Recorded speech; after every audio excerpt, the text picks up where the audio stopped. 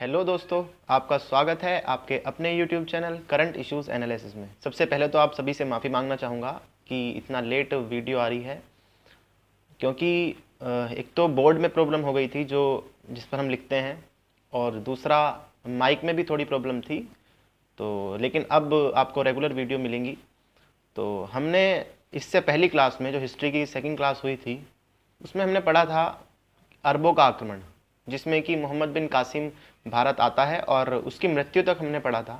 लेकिन उसके बाद क्या स्थितियां रही, किस तरह से हिस्ट्री आगे बढ़ती है, आज हम इस क्लास में जानेंगे। लेकिन हमेशा की तरह, यदि आपने चैनल को सब्सक्राइब नहीं किया है तो चैनल को सब्सक्राइब कर दें और बेल आइकन पर भी क्लिक कर दें, और इस चैनल को जितना ज़्यादा हो सके आप उतना सपोर्ट करें, क्योंकि हम रेगुलर आपके लिए वीडियो लेकर आएंगे और बहुत मेहनत इस कंटेंट के पीछे है जो आपको प्रोवाइड करा रहे हैं। तो आज ये क्लास शुरू करते हैं, जो हिस्ट्री की थर्ड क्लास है, जिसमें कि हम जानेंगे कि अरब आक्रमण के बाद किन किन आक्रमणकारियों ने भारत के ऊपर आक्रमण किया और क्या किस तरह से स्थितियां बदली। तो आज हम जानेंगे तुर्कों का आक्रमण। तो ये आपको याद रखना है कि इस्लाम धर्म के जो अनुयायी थे, उसमें यदि बात करें कि भारत पर सबसे पहला आक्रमण किसने किया, तो वो था अरबों ने।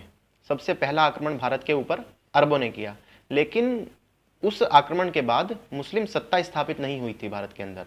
तो भारत में जो मुस्लिम सत्ता स्थापित करने का जो श्रेय जाता है, वो जाता है तुर्कों को। तो इसलिए आपको एक और चीज़ बता दूं कि इस क्लास की जो पीडीएफ है वो आपको हमारे टेलीग्राम चैनल पर मिलेगी। नीचे डिस्क्रिप्शन में टेलीग्राम चैनल का लिंक है, वहाँ पर जाकर आप टेलीग्राम चैनल को ज्वाइन कर सकते हैं और वहाँ से इस पीडीएफ को डाउनलोड कर सकते हैं। तो आगे बढ़ते हैं। तो पहला आक्रमण जो भारत के ऊपर पहला आक्रमण हुआ वो अरबों का हुआ, लेकिन उससे मुस्लिम सत्ता स्थापित नहीं हुई। मुस्लिम सत्ता स्थापित करने का जो श्रेय जाता है वो तुर्कों को जाता है। 10वीं शताब्दी के आसपास क्या हुआ कि स्थितियां थोड़ी परिवर्तित हो गई और अचानक से मुस्लिम साम्राज्य में एक उथल पुथल मच गई।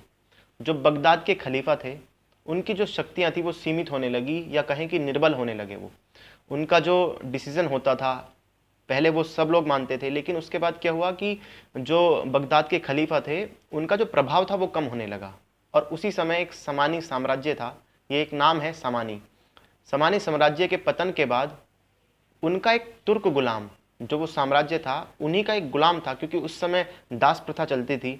हुआ क्या करता था कि किसी भी एक दास को खरीद लिया जाता था, या कहें कि बहुत सारे दासों को खरीद लिया जाता था और उन्हें अपने राज्यों में रखकर उनसे काम कराए जाते थे। तो सामानी साम्राज्य का जब पतन हुआ तो उसके बाद एक गुलाम थे उसी साम्राज्य के, जिसका नाम था अलप्तगीन। इसके बारे में हम आगे पढ़ेंगे। तो इस अलप्तगीन ने क्या किया कि अपना एक स्वतंत्र साम्राज्य स्थापित कर लिया। जब उसने देखा कि सामानी साम्राज्य का पतन हो चुका है और शक्तियाँ क्षीण हो चुकी हैं उस साम्राज्य की, तो उसने ये फ़ायदा उठाकर अपना एक स्वतंत्र साम्राज्य स्थापित कर लिया। तो ये जानेंगे कि अलप्तगीन के बाद देखिए हम बढ़ रहे हैं महमूद गजनवी की तरफ, कि किस तरह से महमूद गजनवी भारत आया, क्या कारण रहे और किस तरह से उसने भारत के ऊपर आक्रमण किया।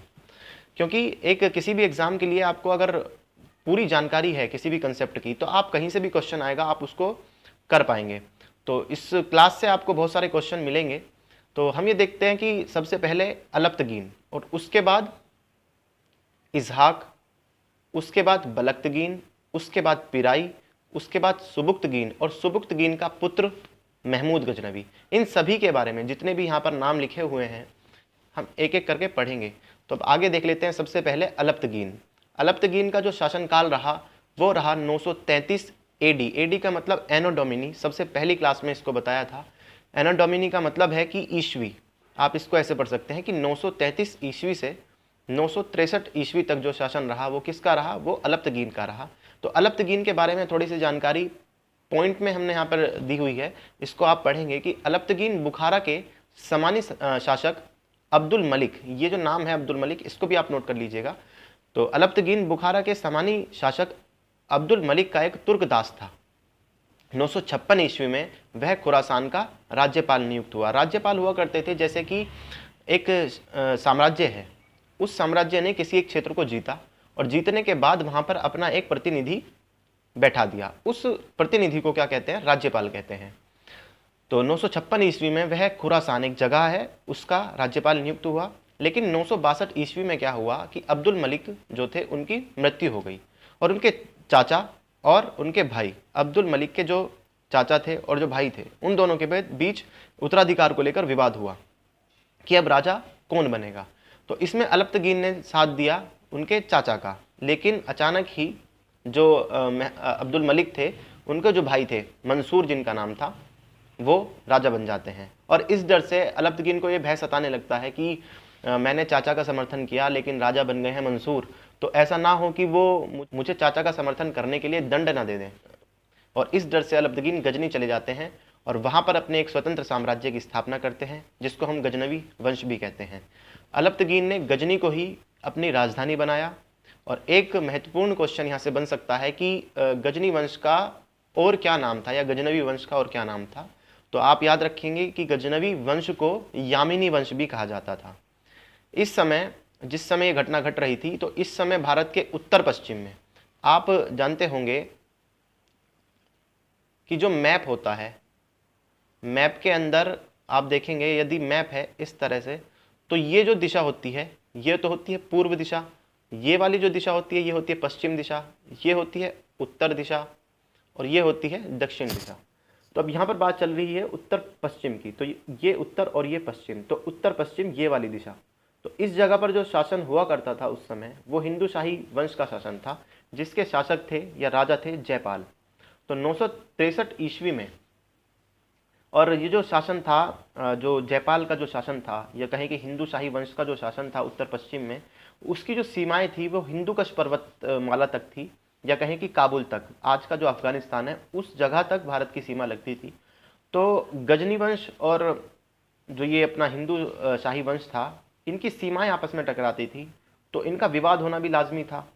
तो 963 ईस्वी में अलप्तगीन की मृत्यु हो जाती है, और उसके बाद इजहाक, जो कि अलप्तगीन का पुत्र था, वो उनका उत्तराधिकारी बनता है या राजा बनता है। तो अब हम इजहाक के बारे में पढ़ेंगे। अलप्तगीन के बारे में यहाँ तक की जो जानकारी थी वो सफिशिएंट है, उससे आगे किसी भी एग्जाम में नहीं पूछा जाएगा, और अभी तक तो नहीं पूछा गया है। तो अब इजहाक के बारे में पढ़ते हैं। इजहाक अलप्तगीन का पुत्र था, और अलप्तगीन की मृत्यु के बाद ये गद्दी पर बैठा, लेकिन ये केवल 3 साल के लिए शासन कर सका। इसके बाद जो इजहाक का सेनापति था, जिसका नाम बलक्तगीन था, तो इजहाक की मृत्यु के बाद बलक्तगीन उस गद्दी पर अधिकार कर लेता है, और 972 ईस्वी में इस बलक्तगीन की भी मृत्यु हो जाती है। पहले 3 साल शासन किया इजहाक ने अलप्तगीन के बाद, और उसके बाद शासन किया बलक्तगीन ने, जिसकी मृत्यु कब हो जाती है? 972 ईस्वी में।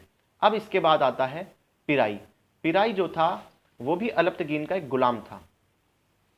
तो बलक्तगीन की जब मृत्यु होती है तो उसके बाद पिराई गद्दी पर बैठता है, लेकिन पिराई एक अत्याचारी और अयोग्य शासक था। इसके समय में जो हिंदू शाही वंश था, जिसकी सीमाएं गजनी की सीमाएं और हिंदू शाही की जो सीमाएं थी, वो आपस में टकराती थी, या कहें कि उनके ऊपर विवाद रहता था। तो इसी विवाद के चलते हिंदू शाही वंश के शासक ने, जयपाल ने, अपने पुत्र के नेतृत्व में एक सेना भेजी गजनी के विरुद्ध, और युद्ध का ऐलान कर दिया। क्योंकि पिराई एक अयोग्य शासक था, तो जयपाल को लगा कि इस कंडीशन का फायदा उठाना चाहिए और इस क्षेत्र को अपने साम्राज्य में मिला लेना चाहिए। लेकिन तभी अलप्तगीन का एक दूसरा गुलाम, जिसका नाम सुबुक्तगीन था, उसने अचानक से जयपाल की सेना के ऊपर आक्रमण कर दिया और उस सेना को समाप्त कर दिया, और साथ ही साथ पिराई को भी अपने रास्ते से हटा दिया, और जो गद्दी थी उस पर अधिकार कर लिया। और ये समय था 977 ईस्वी। तो ये याद रखेंगे कि 977 ईस्वी में सुबुक्तगीन ने पिराई को हटाकर गजनी की राजगद्दी पर अधिकार कर लिया। तो सुबुक्तगीन के बारे में पढ़ेंगे, जिसका बेटा था गजनवी, तो इसलिए सुबुक्तगीन के बारे में पढ़ना ज़रूरी है।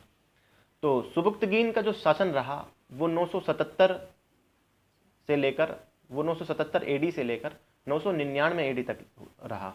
कुछ किताबों में 997 एडी तक भी लिखा हुआ है, लेकिन आप 999 तक ही इसको याद करेंगे। तो सुबुक्तगीन जो कि एक दास था अलप्तगीन का, और बाद में अलप्तगीन ने इसी को अपना दामाद बना लिया था। नासिर हाजी नाम का एक व्यक्ति इसे तुर्किस्तान से बुखारा लाया, जहां पर अलप्तगीन ने इसको खरीद लिया, सुबुक्तगीन को। तो सुबुक्तगीन एक बहुत पराक्रमी शासक था, या कहें कि एक बहुत चतुर और चालाक व्यक्ति था। तो अलप्तगीन ने उसको एक उपाधि दी, जिसका नाम था अमीर उल उमरा। इस उपाधि से उसको नवाजा। उसकी उसके परिश्रम और उसके पराक्रम को देखते हुए 187 ईस्वी में सुबुक्तगीन ने पहली बार भारत की सीमा पर आक्रमण किया, क्योंकि सीमाएं आपस में टकराती थी हिंदू शाही वंश की। तो हिंदू शाही वंश का जो राज्य था उसके ऊपर आक्रमण किया और कई नगर, कई किले जीत लिए। तो उस समय जो शासक था, उस समय भी शासक जयपाल ही था। इसका बदला लेने के लिए जयपाल और सुबुक्तगीन की सेना के बीच एक भयंकर युद्ध होता है, जो गजनी और लगमान एक जगह है उसके आसपास के क्षेत्रों में होता है। उतबी नाम का एक रचनाकार ये लिखता है कि जिस समय युद्ध हुआ तो युद्ध भूमि जो थी लहूलुहान हो गई थी और दोनों सेनाएं भी लहूलुहान थी। कोई भी परिणाम नहीं निकल रहा था, लेकिन अचानक से एक भयानक हिमवर्षा ने जयपाल की सेना को छिन्न भिन्न कर दिया और जयपाल की सेना में भगदड़ मच गई। और इसी का फायदा उठाकर सुबुक्तगीन, एक जो कि चालाक व्यक्ति था, उसने जयपाल की सेना के ऊपर आक्रमण किया। और जयपाल को जब लगा कि अब मैं ये युद्ध हार जाऊंगा, तो सुबुक्तगीन ने जयपाल को एक संधि के लिए तैयार कर लिया। जयपाल ने इस संधि में सुबुक्तगीन को 10 लाख दरहम या दिरहम भी इसको बोल सकते हैं, ये करेंसी है, 50 हाथी और कुछ नगर और कुछ किले सुबुक्तगीन को देना स्वीकार कर लिया। लेकिन इसके कुछ ही समय बाद जयपाल को लगा कि ये संधि गलत हुई है। तो जयपाल ने कोशिश की कि ये संधि समाप्त की जाए। तो उसने ये निर्णय किया कि मैं इस संधि को समाप्त कर दूंगा। और जैसे ही इसकी भनक सुबुक्तगीन को लगी, सुबुक्तगीन ने दोबारा से जयपाल की सेना के ऊपर आक्रमण किया। और बहुत भयंकर ये आक्रमण था, जिसमें कि लगमान तक के सारे क्षेत्र जीत लिए गए और जयपाल ने वहाँ से भागकर अपनी जान बचाई। जयपाल ने सुबुक्तगीन को पराजित करने के लिए एक बड़ी सेना एकत्रित करनी शुरू कर दी। 991 ईस्वी में अजमेर, कालिंजर और कन्नौज के शासकों का एक संघ बनाया और इन सभी राज्यों ने भी जयपाल की मदद की, धन देकर और सैनिक देकर। लगमान के निकट ही सुबुक्तगीन और जयपाल की सेनाओं में एक बार फिर से युद्ध होता है, लेकिन इस बार भी जयपाल की सेना हार जाती है। लगमान और पेशावर के मध्य सभी क्षेत्रों पर सुबुक्तगीन का अधिकार हो जाता है। काबुल और जलालाबाद के सूबों मतलब राज्यों को भी गजनी में मिला लिया जाता है और 999 ईस्वी के आसपास सुबुक्तगीन की मृत्यु हो जाती है। अब सुबुक्तगीन की मृत्यु के बाद सुबुक्तगीन की जो 2 पत्नियां थी, एक पत्नी तो राजघराने से संबंधित थी, या कहें कि एक पत्नी राजघराने की थी जो राजाओं के परिवार से आई थी, और एक जो पत्नी थी वो गुलाम थी। तो जो राजाओं के परिवार से जो पत्नी थी, जो उसका पुत्र था उसका नाम था इस्माइल, और जो गुलाम परिवार से जो पत्नी थी, या कहें कि जो महिला गुलाम थी, उसको सुबुक्तगीन ने अपनी पत्नी बनाया था, उसका जो पुत्र था वो था महमूद, जिसको आप लोग महमूद गजनवी भी कहते हैं। तो सुबुक्तगीन ने अपना जो उत्तराधिकारी नियुक्त किया वो किया इस्माइल को, क्योंकि वो उससे ज़्यादा प्रेम करते थे। जिस समय इस्माइल को उत्तराधिकारी नियुक्त किया गया, उस समय महमूद गजनवी निशापुर में था, वहाँ का वो राज्यपाल था। तो जैसे ही उसे पता चला कि उत्तराधिकारी जो है वो इस्माइल को नियुक्त कर दिया गया है, तो इससे वो बहुत ज़्यादा क्रोधित हो जाता है और अपने पिता से बात करने के लिए वहाँ से निकल पड़ता है और अपने पिता से पहुंचकर ये कहता है कि आप हमें वो राज्य दे दीजिए जो हमारे हिस्से में आते हैं, या बंटवारा कर दीजिए। लेकिन इस्माइल इसके लिए तैयार नहीं होता है और एक बहुत भयंकर युद्ध इस्माइल और महमूद गजनवी के बीच होता है, जिसमें कि महमूद गजनवी इस्माइल की हत्या कर देता है और उत्तराधिकारी बन जाता है। और इससे आगे की जो स्थितियां हैं वो किस तरह से बदली, उसको हम नेक्स्ट क्लास में देखेंगे। और आप सभी से रिक्वेस्ट है कि अपना प्यार ऐसे ही बनाए रखें, चैनल को सब्सक्राइब करें, बेल आइकन पर भी क्लिक करें ताकि वीडियो के जो नोटिफिकेशन है वो आप तक पहुंच सकें, और ऐसे ही सपोर्ट करते रहें। आपको रेगुलर वीडियोस मिलती रहेंगी और ये PDF भी आप टेलीग्राम चैनल पर जाकर डाउनलोड कर सकते हैं। आपका बहुत बहुत धन्यवाद।